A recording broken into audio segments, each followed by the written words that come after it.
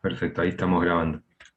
Bien, les había dicho, es muy importante que tengan en cuenta las circulares 50 y las 65. Las 65 es del 2013, modifica las 50, por el tema de los servicios autónomos y sobre todo las moratorias, ¿sí? Últimamente el IPS, como nombró Silvia, en los fallos Martigena y en el fallo Wacún, no están reconociendo estos servicios. Sí los reconocen para el cómputo, para el tema del rol de caja, perdón, pero no lo reconocen para el cómputo. ¿Se acuerdan que cuando vimos la primera PPT del rol de caja, yo les dije que hagan dos columnas, una para ver en cuál tiene la mayor cantidad de años, en qué caja tiene la mayor cantidad de años, y otra para ver el tema del cómputo, ¿sí? Por ejemplo, IPS te va a determinar para el rol de caja los servicios prescriptos, pero al cómputo no van a ingresar, ¿bien? Entonces eso es muy importante que lo consideren si algún cliente les llega a mencionar esto o mismo que de ustedes surja la pregunta. Si tienen dudas, hágansela directamente a la persona, si adquirió alguna moratoria o si tiene años de monotributo o autónomo, ¿sí? Lo ideal igual es que de las pantallas de ANSES puedan deducirlo. Reconocimientos de servicios, esto seguramente ya lo han visto o lo manejan. En el caso particular del sistema municipal, tengan en cuenta que la documentación original la va a retener el empleador. Por lo tanto, ese expediente de reconocimiento de servicios de ANSES, que se codifica como 118 o 441 si es digital, ustedes lo van a tener que entregar al empleador para que él lo escanee y lo retenga durante el término de 10 años, con todo el resto de la documentación. Por lo tanto, si le doy un código jubilatorio de provincia, que sé que me cuesta muchísimo conseguirlo, intento quedarme alguna fotocopia o intento quedarme algún documento digital para el día de mañana poder controlar, ¿sí?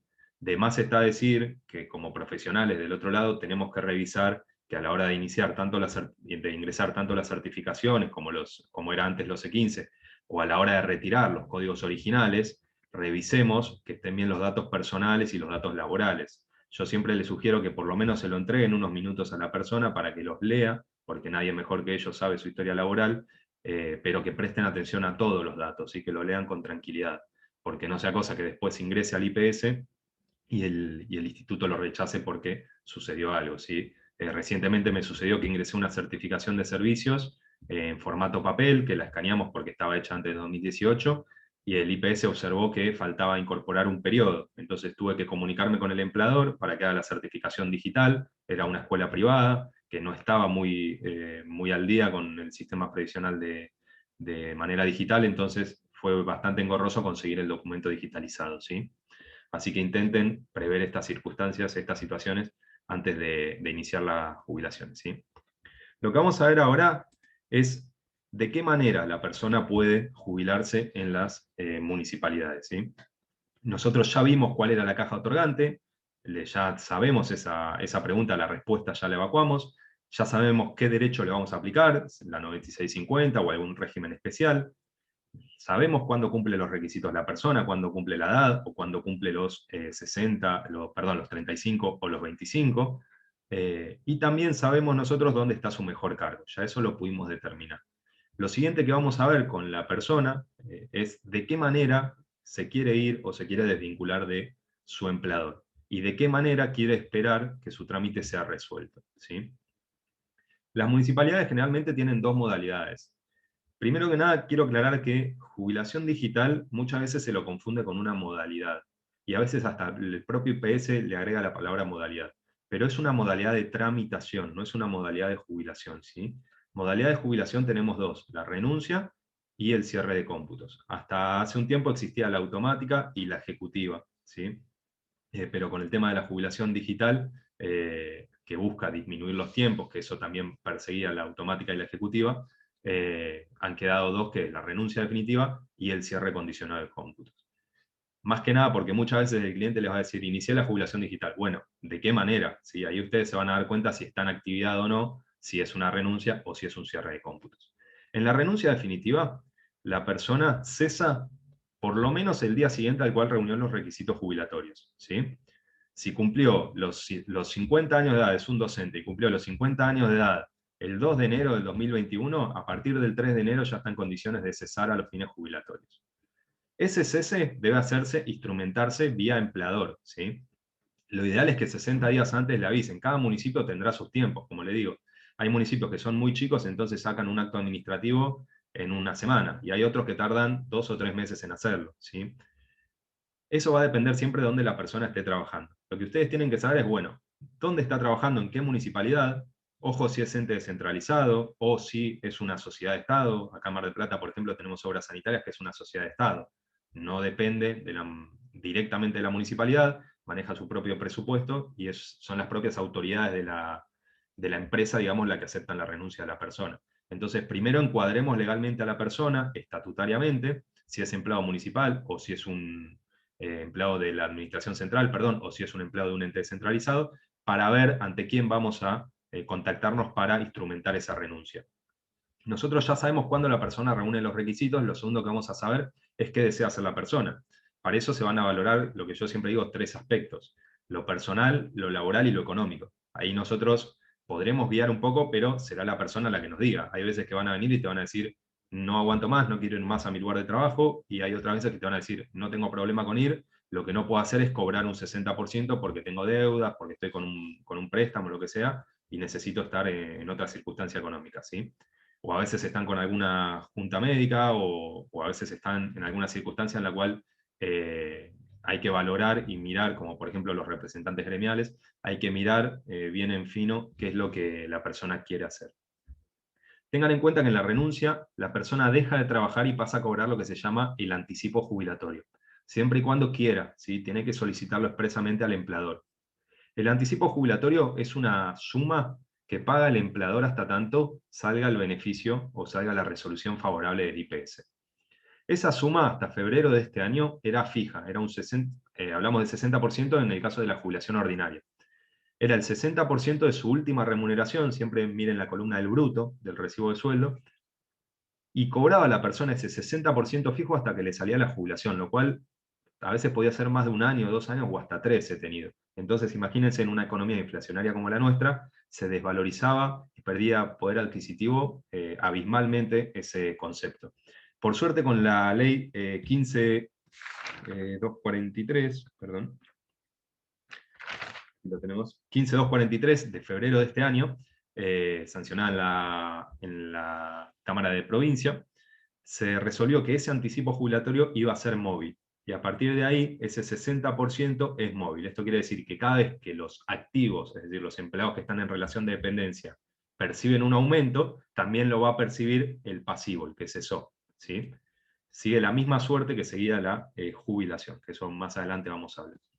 Entonces, el primer aspecto negativo que tenía esta cuestión, que era que el anticipo era fijo, por suerte con esta ley se saneó, ¿sí? Eso está muy bueno. Tengan en cuenta que la persona deja de trabajar y pasa a cobrar ese 60%. Hay municipios que no tienen IOMA, que por uso de su autonomía decidieron celebrar convenios con otras prepagas y no tienen IOMA de manera automática. Por lo tanto, a partir de ese momento, del día que la persona cesó y dejó de trabajar, también puede darse de alta en IOMA siempre y cuando el empleador le emita la constancia de IOMA, ¿sí? Para ir a la delegación a tramitar ese alta y tener la cobertura de la obra social de provincia. Si quieren continuar con las obras sociales privadas, tengan en cuenta que muchas veces pierden vigencia los convenios que celebraron. Entonces a veces se les hace una recategorización o empiezan a pagar otro monto, o a veces directamente no los toman, ¿sí? Siempre hay que estar a los convenios celebrados entre empleador y entidad privada, ¿sí? A partir del último día en el cual la persona deja de trabajar, el empleador tiene 10 días para emitir la certificación digital de servicios. Esto está regulado en la resolución que les mencioné en una de las PPT, la 33.606, ¿sí? O a partir de la fecha de fallecimiento, también son 10 días, o a partir de que lo notifican al empleador de la Junta Médica de la Incapacidad, ¿sí? La realidad es que no siempre se cumplen esos 10 días, es la administración pública, a veces necesitamos nuestros tiempos, pero a veces también es mucha la demanda que hay y son muy escasos los recursos. Entonces eso cada uno lo manejará con la municipalidad y con la parte encargada de hacer el documento, ¿sí? Lo ideal es que ustedes al empleador, una vez que ya le pidieron la renuncia, que el empleador ya sabe que la persona se va a ir y autorizó el pago de un anticipo, ya tenga registrado que tiene que ir preparando la certificación de servicios. Lo que tiene el SAP, el Sistema de Administración Previsional, es que no te permite generar el documento hasta el día del cese. Es decir, yo hoy 28 de abril, no puedo generar una certificación digital de servicios por cese definitivo de un agente que cesa el 2 de mayo. Lo tengo que hacer recién el 2 de mayo. A partir de esa fecha puedo hacerlo, ¿sí? Recién ahí puede generarla al empleador. Después la tiene que mandar a la firma digital del intendente, lo cual cada comunidad tardará. Mar del Plata, por ejemplo, tarda de una semana a 15 días, ¿sí? Hay otras comunidades que tienen al intendente al lado, o es la misma persona que te recibe la certificación la que maneja la firma del token. Entonces, de un momento para el otro te lo puede firmar, ¿sí? Pero tengan en cuenta que recién en esa fecha se genera la certificación de servicios. Lo ideal es que a esa fecha llegue ya toda la carrera laboral de la gente cargada, que no se ponga el empleador a hacer la carga en ese momento, ¿bien? Luego de que la certificación está generada, en la renuncia con anticipo, la persona ya no va a ir más a la dependencia y va a estar siempre cobrando ese 60%. El trámite, ustedes van a verificar que ingrese al IPS, lo ideal es que a los 30 días del cese ya ingrese, y lo van a seguir por la página del IPS con el número de documento de la persona. Pero a su vez le van a avisar a su cliente que esté atento al correo electrónico, porque el IPS le va a comunicar tanto de los rechazos, como de las observaciones, como de la resolución definitiva, se lo va a comentar por correo electrónico, tanto a su cliente como al empleador si declaró el correo electrónico del organismo. Esto es muy importante porque es la manera que ustedes van a tener para ver que la resolución favorable ya ha sido emitida. De todos modos, viéndolo día a día con el número de documento, también pueden ver que cuando estén notificaciones, el acto administrativo ya está pronto a salir, ¿sí? A veces pasa que Jubilación Digital notifica o Secretaría de Actas para facilitarle la tarea de notificaciones hace la notificación, entonces se enteran un poco más tarde ustedes que el cliente. Pero lo ideal es que cuando ven que el trámite salió de resoluciones, le peguen un llamado al cliente y le digan, mira que tu trámite ya movió de resoluciones, está pronto a salir, ingresa por lo menos cada 2 o 3 días al correo electrónico, ¿sí? Yo no recomiendo poner el correo electrónico de sus estudios, por una cuestión que el día de mañana el cliente con ese correo electrónico va a hacer un montón de trámites más, desde ver un recibo de sueldo hasta cambiar la sucursal de un banco. Entonces, les sugiero que le permitan utilizar su correo electrónico, pero que ustedes lo vayan siguiendo también con número de documento o por número de expediente, lo que les sea más cómodo, ¿sí? Tengan en cuenta que cuando salga la resolución favorable y el agente se notifique, después vamos a ver las maneras de notificarse, si todo está en condiciones y se notifica de conformidad, el expediente en la renuncia ya va a pasar al departamento de inclusiones, para que liquide el porcentaje que la persona tendría que haber cobrado, con retroactividad. Por ejemplo, si la persona accedió a una jubilación ordinaria, siendo servicios comunes, teniendo 35 años de servicios y 60 de edad, se va a jubilar con un 70 más el 5% por ser todos esos 35 puros aportados a la provincia. Si le pagaron el 60% y correspondía a que cobre el 75%, ese 15% con retroactividad se lo van a pagar todo junto en el primer pago. Pero no es eso lo que va a cobrar el resto de su vida jubilatoria, ¿sí? Eso es solo el primer pago, ¿bien? Ustedes dependerá ver el recibo, si quieren hacerlo, de la persona y verificar qué conceptos son los que cobrará el día de mañana como jubilado. Tengan en cuenta que en el primer pago también se suelen cobrar algunos intereses por el tema del anticipo jubilatorio, por ese préstamo que se hizo. La siguiente modalidad que vamos a ver es el tema del cierre condicionado de cómputos. En el cierre de cómputos, la persona ingresa su trámite una vez que reúne los requisitos jubilatorios al IPS mediante el empleador, mediante la municipalidad, pero espera trabajando, no se desvinculó de la municipalidad. Espera en actividad y cobrando el 100%. Lo que hizo acá fue una renuncia condicionada, es decirle al empleador, yo renuncio, siempre y cuando el IPS me notifique favorablemente de la resolución. Si algo sale mal de la resolución por lo cual me lo rechazan, yo siempre estuve en actividad, siempre estuve cobrando el 100%, hasta pude haber tomado un mayor cargo de jerarquía, y todo ese periodo, desde que inicié hasta que me contestaron el rechazo, lo puedo utilizar a los fines del cómputo a la hora de la jubilación, ¿sí? Ahora, si me contestan favorablemente, el periodo comprendido entre el inicio o el cierre efectivo y la fecha definitiva de cese no le va a dar derecho a transformación o reajuste alguno. Por lo tanto, ¿puede bajar las horas cátedra que tiene en ese periodo? Sí, no le va a afectar el haber si ya sabemos que le van a otorgar el beneficio. ¿Puede incrementar? Sí, no le va a repercutir el día de mañana en su jubilación. Esto ténganlo en cuenta. ¿Puede tomarse una licencia sin goce? También, porque su historia terminó, en el ejemplo, lo vemos en el primer cuadrante que dice cierra cómputo, su historia terminó ahí, en ese momento. Entonces, a partir de ahí, todo lo que pase con posterioridad siempre y cuando la resolución sea favorable, no va a afectar a los fines jubilatorios. ¿Bien? Tengan en cuenta que, por lo menos en Dirección General de Escuelas, veo que tienen mucho temor por el cierre de cómputos. Y esto se debe, o por ahí eso lo verán también ustedes, al tema de que antes demoraba muchísimo el expediente en salir. Hablamos de muchísimo, 3 a 5 años. Entonces nadie quiere estar atado a su empleador durante 3 o 5 años más de los que cumplió el derecho jubilatorio. Hoy en día con la jubilación digital está saliendo mucho más rápido el beneficio, ¿sí? Para que se den una idea, en municipalidad hemos tenido resoluciones definitivas en 6 meses. También hay casos excepcionales donde hemos tenido en un año, ¿sí? Pero en este caso la persona ya sabe de antemano cuánto va a demorarle aproximadamente su expediente.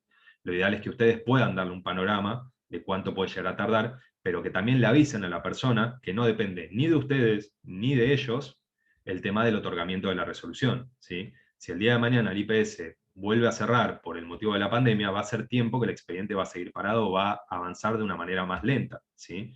Entonces esto ténganlo en cuenta para avisarle al cliente o a la persona que va a buscarlos. También es importante esta modalidad, o por lo menos yo lo que digo es que es una modalidad muy buena para utilizar cuando la persona se encuentra activa en 2 organismos o más. Por ejemplo, trabaja en la municipalidad y a su vez trabaja en Dirección General de Escuelas como docente. Entonces, viene a verme y me dice, bueno, ¿qué modalidad me sugerís hacer? Yo siempre sugeriría un cierre de cómputos conjunto, porque permite mayor flexibilidad a la hora de generar los documentos, y siempre la persona está resguardada manteniendo su fuente de trabajo.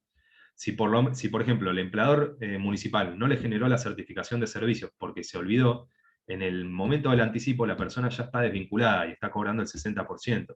En cambio, en el cierre siempre sigue cobrando y cobra con total normalidad y mantiene las obras sociales en el caso de que sean obras sociales privadas.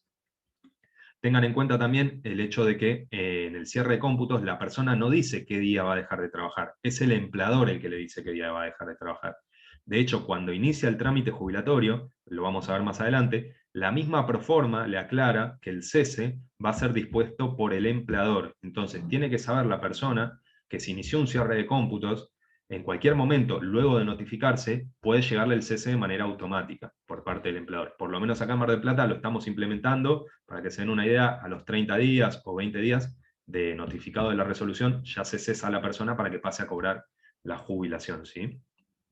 Antes se establecía la fecha con la persona, ¿bien? Algunos aspectos positivos y otros negativos a tener en cuenta de cada modalidad, para ir un poco más rápido. Tengan en cuenta que en la renuncia es la persona quien elige qué día deja de trabajar, lo que le permite programar de una manera más exacta su carrera laboral, programar los reemplazos, las vacaciones, las licencias que tengan pendientes. También a veces hay programas como el prejubilatorio, que acá tenemos, que permite que la persona se vaya ayornando al ocio que va a significar el día de mañana la jubilación, para que no sea tan intempestivo el cese. Entonces, al elegir una renuncia definitiva, esos programas suelen utilizarlos o pueden optar por elegirlos. En cambio, en un cierre, no. A su vez, también lo que permite la renuncia definitiva es que la persona ya se desvincula totalmente del empleador. Muchos hacen como una especie de punto final, o también digo yo, un comienzo de una nueva etapa, que es la etapa jubilatoria. Como aspecto negativo, el 60%, recordemos que hoy en día es móvil, así que no es tan negativo como lo era antes. También tengan en cuenta que la persona como aspecto negativo ya se desvinculó, entonces en casos dudosos o en casos en los que no sabemos si reúne o no los requisitos para acceder a la jubilación, no es aconsejable utilizar esta modalidad, ¿sí? Si yo no sé si tiene los 25 años de servicio, si yo no sé si el IPS me va a tomar la moratoria, o los años que tiene en ANSES, si tengo mis dudas si están bien reconocidos o no, no sugiero para nada hacer esta modalidad. También tengan en cuenta que esta modalidad, al requerir el pago de un anticipo por parte del empleador de la municipalidad, requiere que la municipalidad autorice a pagarlo. Por lo tanto, el empleador está en uso de sus facultades, es decir, no están los recaudos, no están las garantías dadas para que a mí el IPS me reintegre el anticipo, entonces no te acepto esta modalidad, opta por un cierre de cómputos o desvinculate sin cobrar anticipo, ¿sí? Nosotros, por lo menos en lo que es moratorias, no estamos pagando anticipo jubilatorio, salvo que reúnan los requisitos con los años puros de IPS. A su vez, el tema de idioma, yo lo marco, nuestro municipio es uno de esos que no tiene idioma, entonces también es un aspecto a tener en cuenta. En el cierre de cómputos, como aspecto positivo, lo que tenemos es que la persona continúa cobrando el 100%, puede hacer horas extras, o puede cobrar nuevas bonificaciones, o a veces reencasillamientos, o incrementos de módulos horarios. mantiene la fuente de trabajo y mantiene lo que es el tema de obras sociales. Y como aspecto negativo, esto que les decía, que no es ella quien determina qué día deja de trabajar, lo cual le da cierta incertidumbre en cuanto al día en el cual va a terminar, o es mucho más intempestivo. No pueden realizar estos programas como el prejubilatorio, y el periodo comprendido entre la fecha de inicio del trámite y la fecha efectiva del cese no le va a dar derecho a transformación o reajuste alguno, ¿sí? A su vez, vamos a ver también que es irrevocable, esto es decir, una vez que el trámite ingresa al IPS, ya la persona no puede presentarse después y decir, me arrepentí, no quiero hacer el cierre de cómputos. Ya el trámite está iniciado. Esto específicamente está establecido en el artículo 72 del Decreto Ley 9650, ¿sí? Acá vamos a ver algunos aspectos del procedimiento. Esto no es ningún procedimiento formal, ni lo van a encontrar reglamentado. Yo se los hago a modo gráfico para que se ubiquen ustedes en tiempo y espacio. Cómo es un proceso desde que la persona inicia, viene o hasta que se ingresa al IPS. Lo primero que vimos es el asesoramiento, los datos que le vamos a pedir a la persona y la solicitud que vamos a efectuar ante el empleador para comunicarle que nuestro cliente quiere iniciar su jubilación, a partir de qué fecha. La primera etapa es donde más participación van a tener ustedes como abogados o gestores particulares, ¿sí? En el asesoramiento, si el cliente puede suceder que vaya directamente a ustedes, puede suceder que haya pasado por el gremio, puede suceder que haya pasado por el empleador, pero en cualquiera de los casos ustedes van a tener toda su atención o su mayor trabajo en el asesoramiento. Ahí va a estar toda la labor que van a tener como abogados. Asesorar en cuanto a los requisitos, en cuanto al mejor cargo, asesorar en cuanto a la simultaneidad, el rol de caja, preparar los expedientes de reconocimiento de servicios. Esas son las tareas que van a tener ustedes en el caso del sistema de administración previsional con las municipalidades.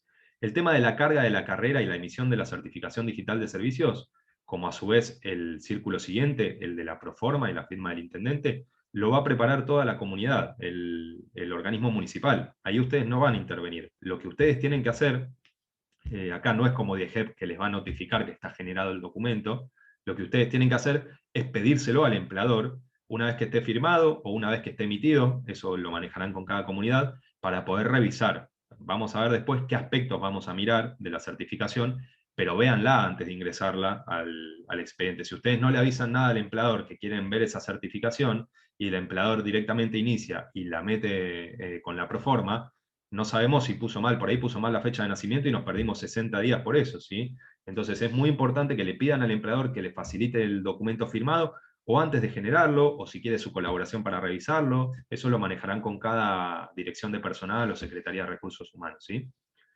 La proforma es lo que antes era el telegrama del correo argentino o la planilla de solicitud. Hoy en día es digital y el mismo empleador va seleccionando y saca un formulario preestablecido que ahora les voy a mostrar.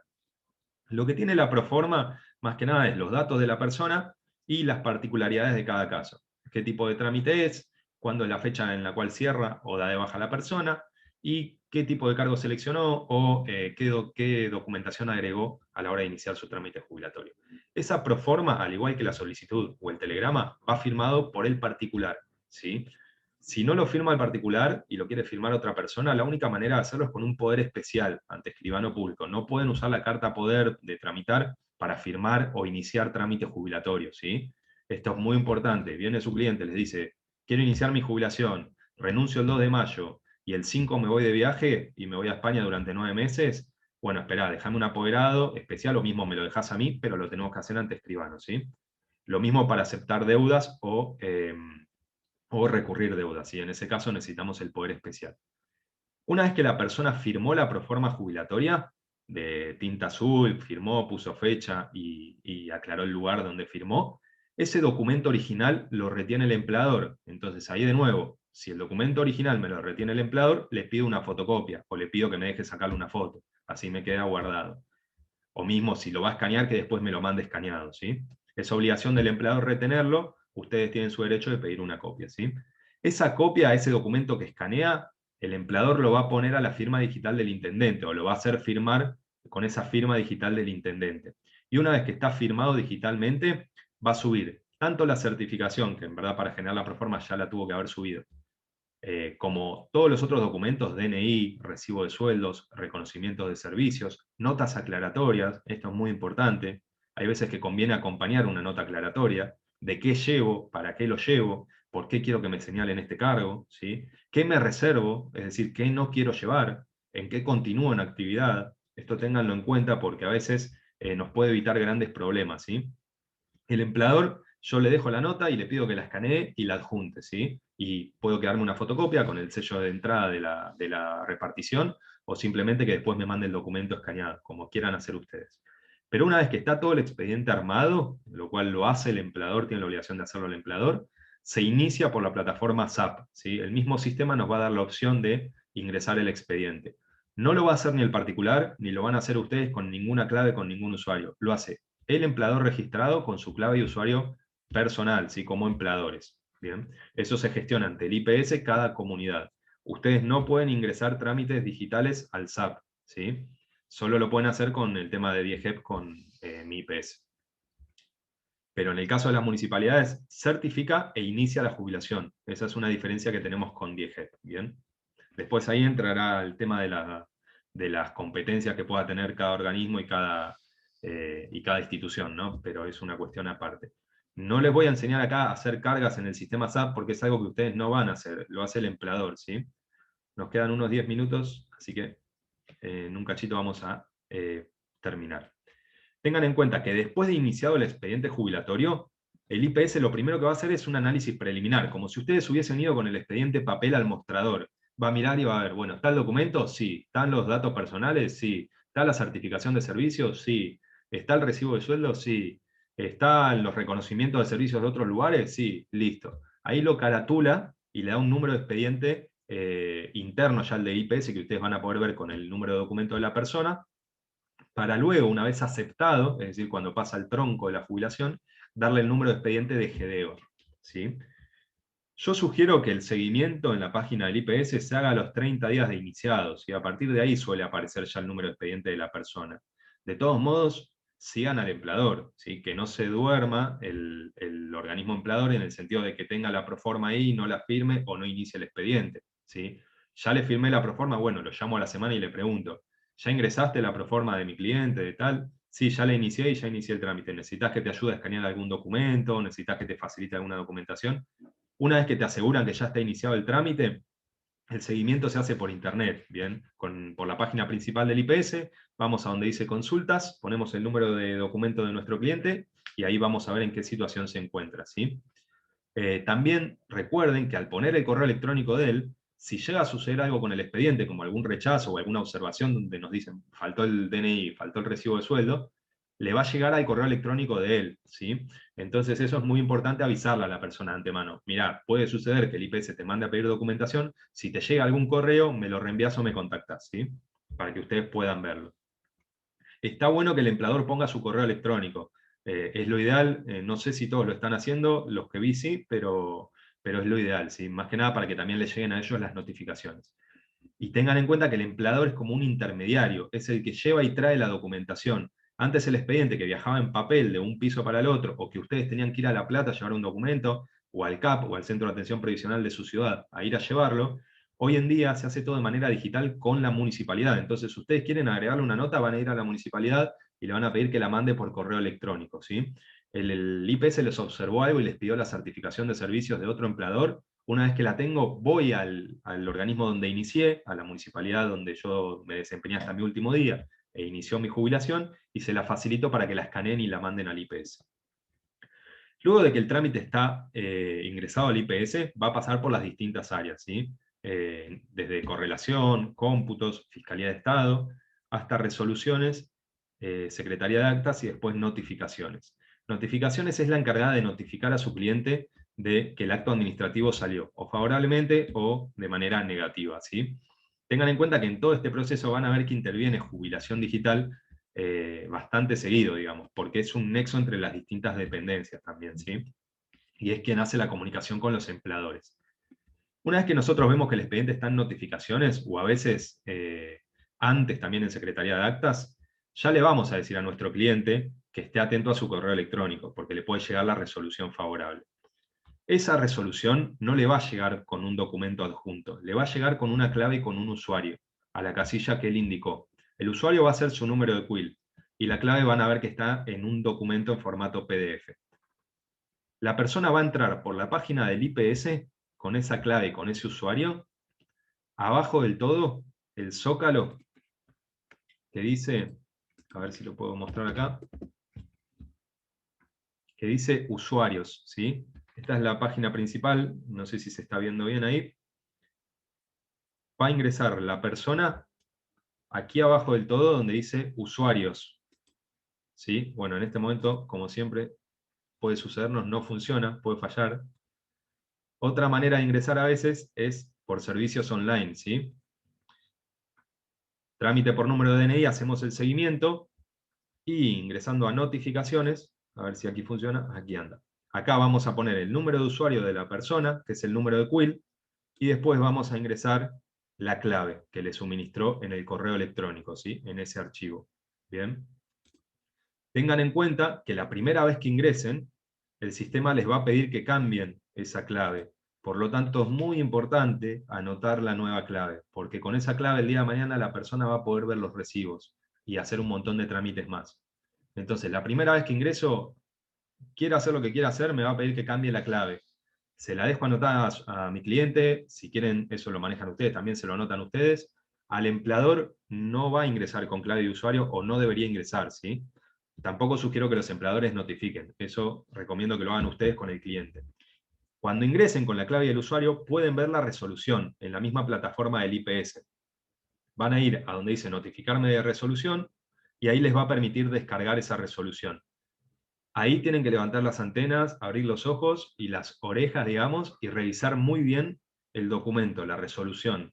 Porque ahí es donde tiene que estar reflejado que ustedes asesoraron bien a la persona o que el empleador asesoró bien a la persona.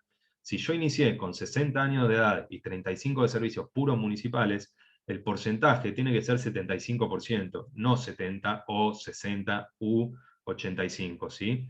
Eso siempre presten mucha atención. Ahí van a mirar los datos personales de su cliente, van a mirar el tema del cargo, el cual ustedes, cuando yo les dije el primer punto, la primera burbuja del asesoramiento que vemos acá, ya ahí tienen que tener una vista de a qué van a apuntar que resuelva el IPS, ¿sí? No me entero cuando sale la resolución, ¿sí? Cuando mi cliente viene a ver, yo ya, después de evacuar todas las dudas y la primera entrevista, segunda, las que sea con él, yo ya sé qué cargo voy a apuntar que me determine el IPS. Entonces, en la resolución lo ideal es que refleje ese primer asesoramiento. Si no lo refleja, vuelvo a mis anotaciones, vuelvo a los apuntes que hice, vuelvo a ver por qué motivo no coincide lo que yo pensaba con lo que resolvió el IPS. Hasta puedo pedirle el cómputo al IPS. A veces lo adjuntan en el expediente digital, ustedes no van a poder ver el expediente digital como vemos en la MEB, un expediente judicial, pero el empleador a veces sí lo puede ver con el usuario y clave que tenemos nosotros como empleadores. Entonces le puedo preguntar al empleador, che, ¿te adjuntó alguna documentación más el IPS? ¿Te adjuntó algún cómputo? ¿Te adjuntó alguna nota? ¿Algo? Sí, ¿me lo facilitas? Porque a veces nos permite preparar los recursos o los reclamos que vamos a hacer.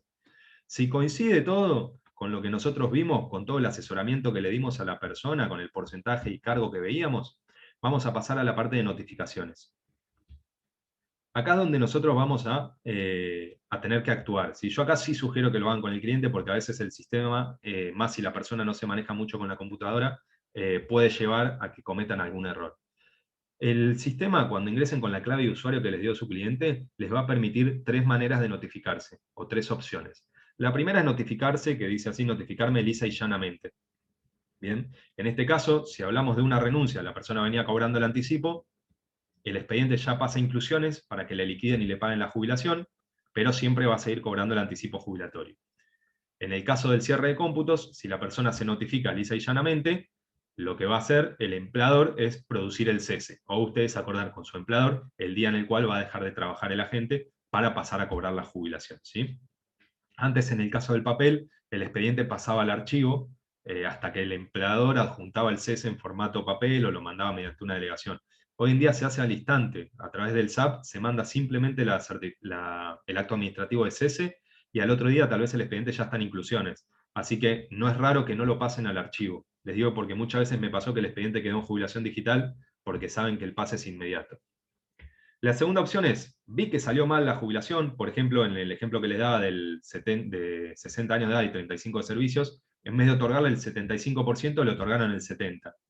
Entonces ahí hablo con mi cliente y le digo, mira, no te otorgaron el 75%, que creo que corresponde al 75%, recabo información, si puedo hacerlo, y lo asesoro. Si conviene, ¿querés vos quedarte todo lo que tarda el IPS en resolver el recurso cobrando el 60% o continuando en actividad en caso de que haya hecho un cierre de cómputos?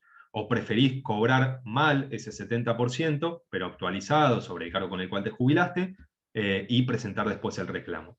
En base a eso van a estar las dos opciones que tenemos. Nos queda menos de un minutito. Cuando se corte, si podemos, volvemos a entrar. Ya me queda muy poquito, ¿sí? Y viene la parte práctica, que es más entretenida.